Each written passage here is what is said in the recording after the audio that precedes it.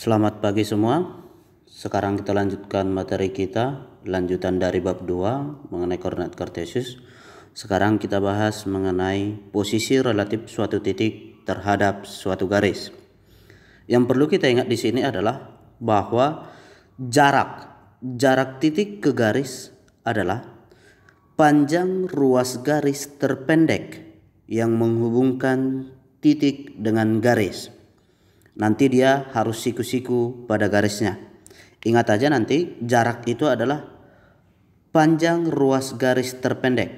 Sebagai contoh kita perhatikan di sini, tentukanlah jarak titik P terhadap garis G. Jarak titik P terhadap garis G.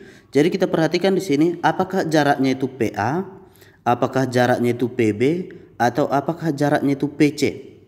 Kalau dari gambar kita perhatikan, mana dia jarak yang paling pendek? Tentu saja PB. Maka jarak dari titik P ke garis G itu adalah ruas garis PB. Dan dia siku-siku nanti pada garis G-nya, itu adalah di titik B. Paham kira-kira ya? Oke, sebagai contoh soal, tentukanlah jarak titik berikut terhadap sumbu Y. Kita misalkan ada titik A 2,-2, titik B min 3,0, titik C minus 6,-8, dan titik D 0,-4. Kita disuruh mencari jarak titik-titik ini terhadap sumbu Y. Kita perhatikan dulu, yang pertama yang kita lakukan adalah kita gambar dia koordinat kartesiusnya, sumbu X dan sumbu Y. Udah, baru kita cari satu-satu. Kalau titik A 2,-2, berarti posisinya itu adalah di sini. Inilah dia posisi titik A.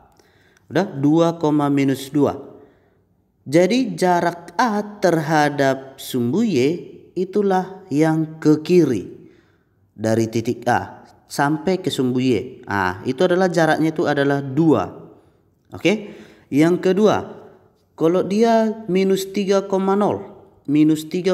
berarti yang ini kira-kira. Kita tentukan dulu dia titiknya.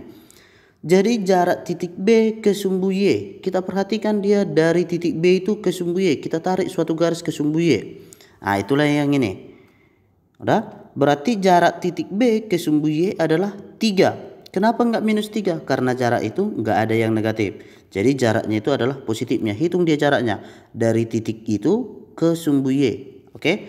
Yang C minus 6,8. Jadi minus 6,-8 itu di sini. Minus 6,-8. Jadi jaraknya terhadap sumbu Y. Ya jaraknya terhadap sumbu Y yang ini. Ini dia jaraknya terhadap sumbu Y.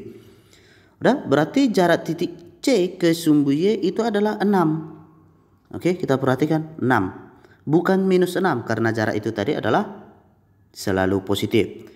Dan yang selanjutnya adalah titik D. 0,-4. Kalau dia 0,-4 berarti dia berimpit di sumbu Y. Ini dia. Berimpit di sumbu Y 0,-4. Jadi jarak titik D terhadap sumbu Y itu adalah 0 atau enggak ada jaraknya karena dia berimpit. Udah paham ya kira-kira ya? Oke. Jadi boleh kita simpulkan bahwa yang pertama, jarak suatu titik atau kita misalkan dia X, Y terhadap sumbu X itu adalah Y-nya.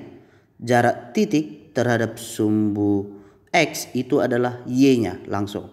Tapi kalau dia muncul nanti yang negatif Y-nya, berarti kalau dia jarak ditanya positifkan. Ada? Gitu juga nanti kalau dia jarak titik X, Y terhadap sumbu Y, itu adalah si X-nya. Udah? Kalau dia muncul juga negatif nanti positifkan karena jarak itu nggak ada yang negatif. Paham kira-kira ya? Setelah dipahami ini, coba dulu nanti dikerjakan soal latihan halaman 53 pada buku paketnya yang latihan 3. Coba nanti dikerjakan soal latihannya. Oke, sekian pembelajaran kita pada hari ini. Bapak ucapkan terima kasih.